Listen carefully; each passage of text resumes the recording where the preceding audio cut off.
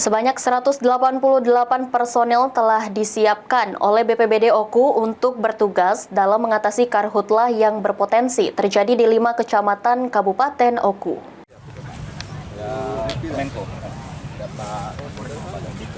Sebanyak 188 personil telah disiapkan oleh BPBD Oku untuk bertugas dalam mengatasi karhutlah.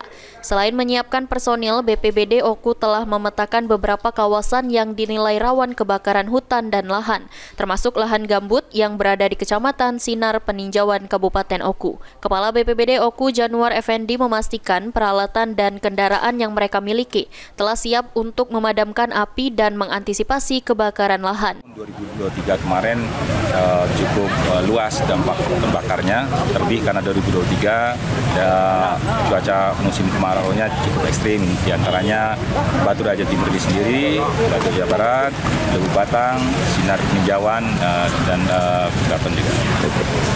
Untuk personil berapa Pak yang kita miliki sekarang?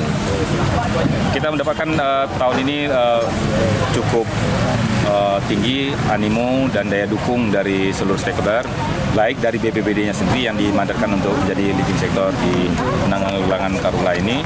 Kita punya sekitar 188 unit personil dan beberapa peralatan pendukung dari kepolisian yang disiagakan lebih kurang sekitar 100-an personil, dan juga dari TNI Polri hingga jajaran Babin, Kamtib juga disiagakan, dengan juga dukungan dari beberapa sektor-sektor lainnya, baik personil maupun alatnya, yang semuanya sudah diberikan komitmen dapat diberdayakan.